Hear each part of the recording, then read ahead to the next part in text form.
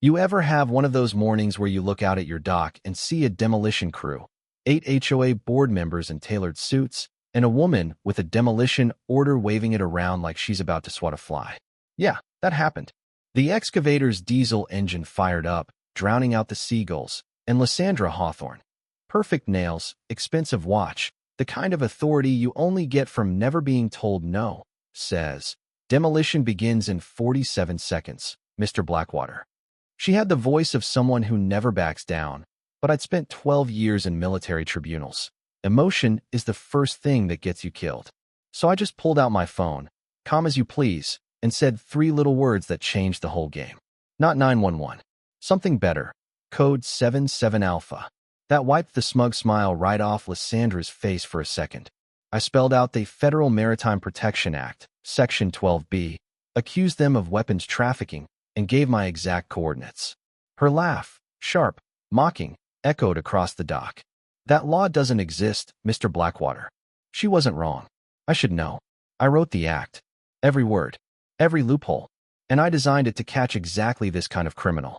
She'd just confessed to knowing about a classified law, in front of witnesses, and didn't even realize it until the Coast Guard appeared out of nowhere, perfectly timed, like they'd rehearsed for Broadway.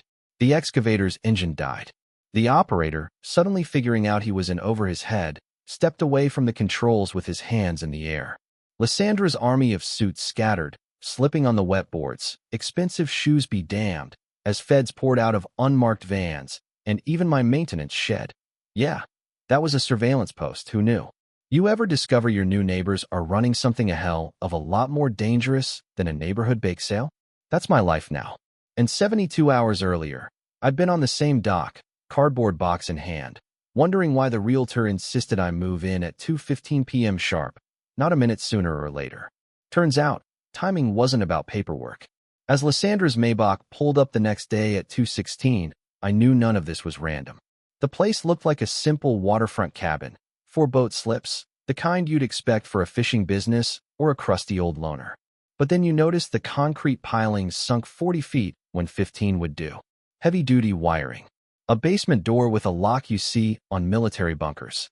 The last owner? Dead. No family. Sale handled by a government exec who could have run a covert op in his sleep. My cover story was Navy JAG officer, retired after a training accident. Permanent nerve damage, visible scar, all that. But the real story? I testified against an admiral selling weapons to Eastern Europeans. Took 3 bullets for my trouble. The feds offered me a new identity. I said no. Sometimes reputation is the best shield. You let people know exactly who you are, they walk careful.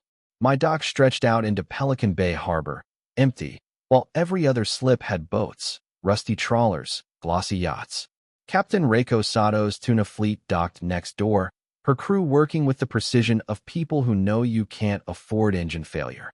The harbor master, Dermot, looked at me like he'd seen this show before and didn't care for the ending. First trip from the U-Haul, and already the place felt strange. Kitchen appliances built for a restaurant, windows with a view perfect for watching incoming threats, and that damn steel basement door, locked up tight. About then, the parade started. First the Maybach, then a BMW, Audi, and a Bentley too clean for a working harbor. 8 people, crisp suits, moving like a drill team. Lysandra led the way, 48, polished, expensive blonde hair pulled tight, jewelry not just costly but calculated. Magnus, her husband, trailed her, looked ex-military but not the kind who got his hands dirty.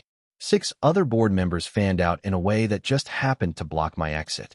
Mr. Blackwater, Lysandra smiled, politician style, the kind that means she's about to gut you. We need to discuss the immediate cessation of commercial activities at this property. I had to laugh. I'd been there 3 hours. Unless unpacking boxes was a crime now, she had the wrong guy. Magnus tried to play tough, but I could see the fear in the edges of his bravado. We know about the previous owner, the surveillance, the boats. That ends today. They knew about surveillance equipment I hadn't even found yet. Dangerous, but not accurate. Just a retired maritime consultant, I said, and dropped a hint about international shipping law, which sent a ripple of panic through the group. Lysandra's pupils dilated. She took a half step back. You learn to read people fast in a courtroom or a war zone. She started grilling me about my book on shipping law loopholes, smuggling, criminal use of legitimate commerce. The tension rose, and when a clueless board member asked, "What does this have to do with HOA regulations?" I could almost see Lysandra want to throttle him. Then came the legal pressure. Retroactive HOA rules, judge signed, all filed last week. That's not how the law works, and I let them know it. When Magnus tried to brush off my background, I asked how they knew about my classified Navy service. Their silence told me everything. Suddenly, Magnus' military-grade sat phone buzzed. Wrong kind of phone for a neighborhood association. Whatever he heard made Lysandra's mask slip. She called a retreat, leaving like a retreating army, not a board meeting. 6 hours later, Captain Sato showed up at my door with a bottle of sake, an obvious surveillance move, but a classy one. Her English was precise, her eyes even sharper. "Your dock's been empty 6 months. Now you're here," Landra's panicking, "and my crews have questions. Are you Henderson's replacement, or just unlucky?" She told me about special boats that came at night, submarines, but not for drugs. For weapons. Suddenly, I realized I'd been dropped into a hornet's nest, not a retirement home. Sato confirmed what I suspected. There never was an HOA, not until Lysandra needed a tool to force me out. She was waiting to see who bought Henderson's place, panicked when she saw my name. I wasn't a random buyer. I'd been maneuvered here by witness protection as secure, which I was starting to think was code for, "We need a patsy with a military background and nothing to lose." Sato left me with a warning. Be careful what you choose to see, or not. That night, the harassment campaign started. Noise complaints, false reports to the fire department, inspections by every agency in the county. Classic psychological operations. Keep you off balance, pressure you to give up. The building inspector, the environmental guy, all came through in a parade. Even the harbor master, Dermot, showed up with a compliance form that was a fraud, photos of damage from another state, all designed to get my dock condemned. I told Dermot to sign, but date it wrong, just enough to sabotage their plan, give him plausible deniability. He looked relieved. Turns out he'd been on the take from Henderson, but now was trapped. He gave me the last piece of the puzzle, semi-submersibles unloading heavy metal containers, arriving on new moons, disappearing by dawn. Not drugs. Weapons. Time to break into the basement. 20 minutes and a few tools later, I was staring at a wall of surveillance equipment, radio arrays, sonar, 15 years worth of coded logbooks, and, taped under a filing cabinet, a federal authorization letter. Henderson's last note. They know. Activate Blackwater. They'd chosen me, months in advance, to inherit a trap set for international arms traffickers. That's when the real fun began. 3 men stepped off a cigarette boat. Ukrainians, judging by the accent, and the kind of guys who smile with expensive dental work and cold eyes. They had photos of me from the Admiral's trial, and a proposal. Work for them. Use my knowledge of the law to help rebuild their routes, and they'd call off the HOA harassment. Refuse, and, well, they showed me surveillance photos of me at the grocery store, bank, everywhere. But all the photos were from the water, which meant their reach only went so far. I told them I'd think about it. As soon as they left, I called an old number from my intelligence days. The voice that answered, digitally scrambled, confirmed everything. I wasn't a victim. I was the trigger. Henderson was dying and chose me to finish what he started. My federal commission was waiting in Henderson's desk, full authority to prosecute crimes on navigable waters, backdated, bulletproof. Next 36 hours, I set the stage. Filed paperwork to close my dock for renovations during the next smuggling window, so the only available dock was Lysandra's shell company. Set a meeting with the Ukrainians at my dock, 2 a.m., same time as the smuggling run. Left Lysandra a message about federal documents with her signature. Meet me at 2 a.m. or I go to the feds. 3 parties, 1 dock, all expecting to control the narrative. I activated every surveillance system, called in Captain Sato. Turns out she's ex-intelligence. Dermot, now cooperating. And even a few undercover feds among the board members. That night, fog rolled in, boats prowled the harbor, and the stage was set.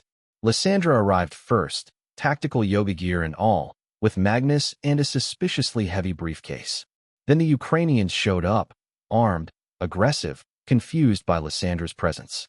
Suddenly, a semi-sub surfaced, actual military gear, not local fishermen. Weapons appeared, accusations started flying in 3 languages, and just as it all threatened to explode, a Coast Guard cutter burst from the fog, lights blazing. Everyone froze. The Ukrainians ran, caught by fishing nets thrown by Sato's crew. Deadly serious when you realize those nets are weighted to pull you in. The sub crew tried to dive, only to find their boat was tied off. Lysandra tried her last trick, demanded her lawyer, called it a business meeting. I flashed my federal badge, read her rights, and told the crowd every move had been recorded for 3 years. The look on Lysandra's face? Worth every sleepless night. When the dust settled, 43 people were in custody. Ukrainians, sub-crew, for board members, even Judge Morrison himself. The network went deeper than anyone imagined. State legislators, police, port officials, all in on it. $50 million in weapons and cash seized. Henderson's years of patient documentation paid off. Lysandra got 45 years for trafficking and racketeering. Magnus got 30. The rest fell like dominoes. The aftermath? The Harbor Community Trust was set up with the seized assets. $80 million for preserving real maritime businesses, scholarships for local kids, better gear for the fleet. The criminal element gone, the harbor actually thrived, property values up, but not the kind that drives out families. Dermot finally slept easy. Sato's fleet got the upgrades they needed. The submarine dock became a maritime law classroom. The old cigarette boat is now an ambulance. A year later, I stood on my dock, a plaque with my name on it, protector of the working waterfront, watching families sail and fish where smugglers once ruled. Then Patricia, one of Lysandra's old board members, shows up, folder in hand, eyes determined. There's another network up north, more careful, smarter. I've been tracking them. Will you help? Turns out, justice doesn't end with one victory. Each win breeds new advocates, new missions. Patricia had become a security asset herself. Sato was already watching the northern ports, and Dermot had expanded his network. We'd started a movement, call it the Henderson Protocol. The Secretary of Homeland Security wanted it in every port. So yeah, maybe the work never ends. But each time you stop a shipment, you save lives you'll never meet. Standing on my dock as the sunset paints the harbor, I know I'll never really retire, but that's okay. This place, the harbor, the people, deserves someone watching the fog. And if you've got a story about right, wrong, or community justice, drop it in the comments. Because if there's one thing this adventure proved, it's that the fight never ends, but neither does the satisfaction of doing the right thing, even when the world thinks you're just a washed-up lawyer on a broken-down dock.